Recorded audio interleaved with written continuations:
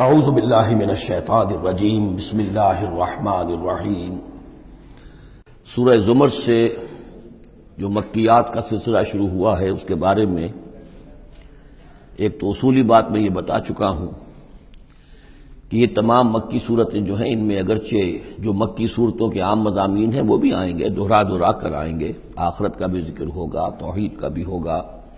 رسالت کا ذکر ہوگا، اللہ کی نعمتوں کا ذکر ہوگا، تذکیر بآلاء اللہ بھی، تذکیر بایام اللہ بھی،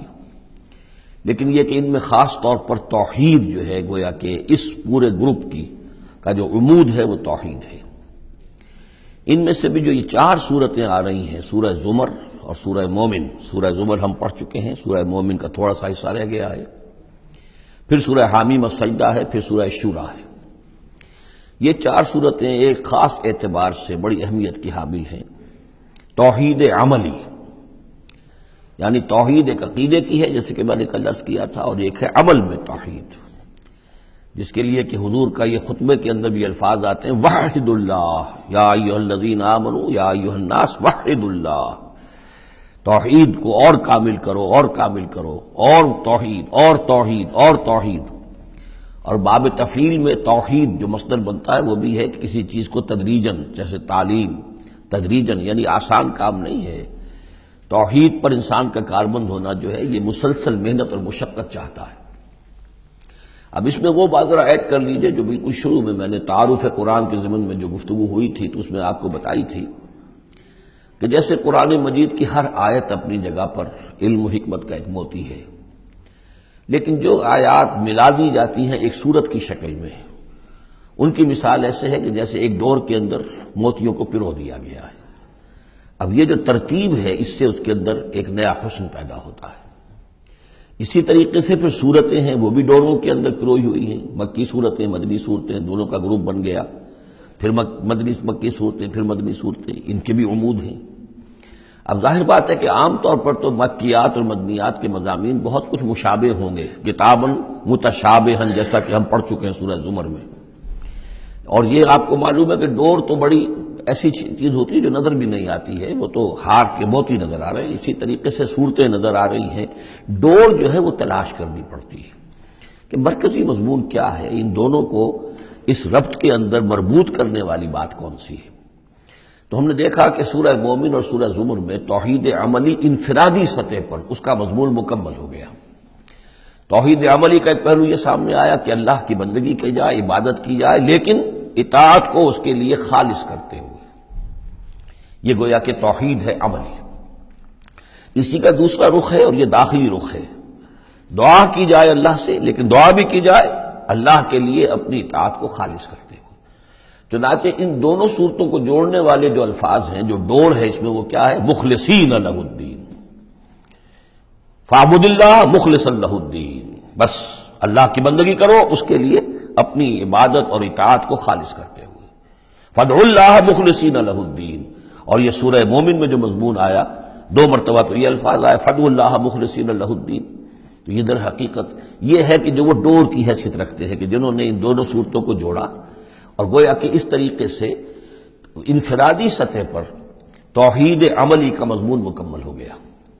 اب اس کے بعد چلے گا معاملہ آگے، وہ سورہ حامیم السجدہ میں فرد سے اب بات آگے بڑھے گی، اجتماعیت اور فرد کے درمیان۔ اجتماعی سطح پر توحید کو قائم کرنے کے لیے سب سے پہلا مرحلہ ہوگا دعوت توحید، کہ لوگوں کو توحید کا قائل کیا جائے، یہ توحید ان کے دلوں میں بھی جاگزین ہو جائے، بہت سے لوگ توحید کے اوپر کاربند ہو جائیں، پھر یہ لوگ مل جل کر جد و جہد کریں گے تو پورے نظام کو بھی توحید میں لے آئیں گے کہ اللہ تعالیٰ کا دین پورے کے پورے نظام پر غالب ہو جائے۔ اب یہ ہے ترتیب کے جو ان صورتوں کے مابین ہے۔ جہاں تک سورہ مومن میں دعا کا معاملہ تھا وہ تو ہماری جو آیت ہم پڑھ چکے ہیں، آیت نمبر 65، اس پر گویا کہ اس کا عمود کا معاملہ تو اس صورت کے اندر مکمل ہو چکا ہے۔ آیت تھی هو الحی لا الہ الا ھو فادعوہ مخلصین لہ الدین الحمد للہ رب العالمین۔ گویا کہ اس عمود کے اعتبار سے تو صورت وہاں ختم ہو گئی۔ اب یہ مزید مضامین ہے، اور یہ وہی مضامین ہے کہ جو مکی صورتوں میں آتے ہیں، بار بار آتے ہیں، اسلوب بدلا ہوا ہے، ترتیب بدلی ہوئی ہے، لیکن ہیں وہی چیزیں۔ اب انہی سے مسئلہ یہ ہے هو الذی خلقکم من تراب ثم من نطفۃ، وہی ہے کہ جس نے تمہیں پیدا کیا پہلے مٹی سے، پھر نطفے سے، گندے پانی کی بوند سے، ثم من علقۃ، پھر ایک شے سے کہ جو جنگ کی طرح لٹک گئی تھی رحم مادر کی دیوار کے ساتھ، ثم یخرجکم طفلا، پھر اللہ تعالیٰ تمہیں نکالتا ہے ایک بچے کی حیثیت سے، ثم لتبلغوا اشدکم، پھر یہ تاکہ تم پہنچ جاؤ اپنی پوری پختگی کو، اپنی پوری جوانی کو، اپنی پوری قوتوں کو، ثم لتکونوا شیوخا، پھر تاکہ تم ہو جاؤ بوڑھے۔ اب یہ سلسلہ چل رہا ہے تمہاری زندگی کے اندر، لائف سائیکل ہے ایک ہیومن بینگ کا۔ ومنکم من یتوفی من قبل، ایسے بھی ہوتے ہیں کہ جو تم میں سے اس سے پہلے ہی جنہیں قبض کر لیا جاتا ہے، جنہیں وفات دے دی جاتی ہے، بڑھاپے تک پہنچتے ہی نہیں، کوئی بچپن میں فوت ہو گیا، کوئی جوانی میں فوت ہو گیا۔ وَمِنْكُمْ مَنْ يُتَوَفَّى مِنْ قَبْلُ وَلِتَبْلُغُوا أَجَلًا مُّسَمًّى، بہرحال ہر صورت میں چاہے بوڑھے ہو اور چاہے جوان، چاہے بچپن میں موت آئی ہو، لیکن یہ کہ وہ اجل مسمى جو ہے، جو اللہ نے ایک ایک فرد کے لیے معین کی ہوئی ہے اس کی موت کا وقت، وہ بہرحال انہیں اس وقت تک تو رہنا ہے، اس وقت تک انہیں جینا ہے تاکہ وہ پہنچ جائیں اجل مسمى کو، مقرر وقت کو۔ وَلَعَلَّكُمْ تَعْقِلُونَ، اور تاکہ تم اس سے عقل حاصل کرو اور اس سے نصیحت اخذ کرو۔ هو الذی یحیی و یمیت، وہی ہے جو تمہیں زندہ بھی رکھتا ہے اور وہی ہے جو تم پر موت وارد کرے گا۔ فَإِذَا قَضَىٰ أَمْرًا فَإِنَّمَا يَقُولُ لَهُ كُن فَيَكُونُ، باقی اس کے امر کی شان تو یہ ہے کہ جب وہ کہتا، کوئی ارادہ فیصلہ کر لیتا ہے تو وہ کہتا ہے کہ ہو جا، وہ ہو جاتی ہے۔ أَلَمْ تَرَ إِلَى الَّذِينَ يُجَادِلُونَ فِي آيَاتِ اللَّهِ أَنَّىٰ يُصْرَفُونَ، کیا تم نے غور نہیں کیا ان لوگوں کے حال پر؟ لفظی ترجمہ تو ہوگا کیا تم نے دیکھا نہیں، لیکن یہ کہ مفہوم کیا ہے، تم نے غور نہیں کیا۔ الم تر الی الذین یجادلون فی آیات اللہ، جو اللہ تعالیٰ کی آیات میں جھگڑ رہے ہیں، بحث و تبحیث کر رہے ہیں، انا یصرفون، وہ کہاں سے پھرائے جا رہے ہیں، یعنی حق کے قریب پہنچ کر لوٹائے جا رہے ہیں۔ قسمت کی خوبی دیکھیے، ٹوٹی کہاں کمند، دو چار ہاتھ جب کہ لبے بام رہ گیا۔ انہیں محمد کا دور نصیب ہوا صلی اللہ علیہ وسلم، ان کا قرب نصیب ہوا، اسی شہر میں بس رہے ہیں، کتنی بڑی بڑی نعمتیں ان پر اللہ تعالیٰ کی ہوئی ہیں۔ فَأَنَّىٰ يُصْرَفُونَ، کہاں سے یہ لوٹائے جا رہے ہیں، کہاں سے پھرائے جا رہے ہیں۔ الَّذِينَ كَذَّبُوا بِالْكِتَابِ، وہ لوگ کہ جنہوں نے جھٹلایا کتاب کو، وَبِمَا أَرْسَلْنَا بِهِ رُسُلَنَا، اور ان چیزوں کو جھٹلایا جو دے کر ہم نے بھیجا اپنے رسولوں کو، فَسَوْفَ يَعْلَمُونَ، تو پھر کچھ وقت کی بات ہے، انہیں معلوم ہو جائے گا، حقیقت ان پر منکشف ہو جائے گی۔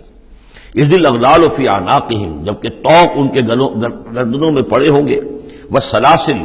اور زنجیروں میں وہ جکڑے ہوں گے، يُسْحَبُونَ، اور گھسیٹے جائیں گے، فِي الْحَمِيمِ، کھولتے پانی میں، ثُمَّ فِي النَّارِ يُسْجَرُونَ، اور پھر انہیں آگ کے اندر جھونک دیا جائے گا۔ ثُمَّ قِيلَ لَهُمْ أَيْنَ مَا كُنتُمْ تُشْرِكُونَ، پھر ان سے کہا جائے گا کہاں ہیں وہ جنہیں تم شریک کیا کرتے تھے، من دون اللہ، اللہ کے سوا۔ قالوا ضلوا عنا، وہ کہیں گے سب گم ہو گئے، کھوئے گئے۔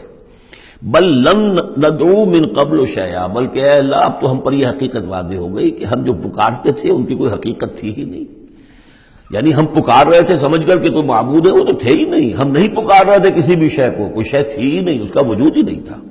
کذالک یضل اللہ الکافرین، اس طرح اللہ تعالیٰ بھٹکا دیتا ہے کافروں کو۔ ذالکم بما کنتم تفرحون فی الارض، اور یہ سب اس لیے ہوا کہ تم زمین میں اترا رہے تھے، بڑے خوش و خرم تھے، جو بھی ہم نے وہ دے دلا دیا تھا، تو وہ جو ہلدی کی گانٹھ مل جائے کسی کو اور وہ پنساری بن بیٹھے تو تمہارا حال وہ تھا۔ تفرحون فی الارض بغیر الحق، بغیر اس کے کہ تمہیں اس کا حق پہنچتا، وبما کنتم تمرحون، اور اتراتے بھی تھے، اکڑتے بھی تھے۔ ادخلوا ابواب جہنم خالدین فیہا، داخل ہو جاؤ جہنم کے دروازوں میں، وہاں سدا رہنے کے لیے۔ فبئس مثوى المتکبرین، تو بہت ہی برا ہے یہ ٹھکانہ متکبرین کا، تکبر کرنے والوں کا۔ صدق اللہ العظیم۔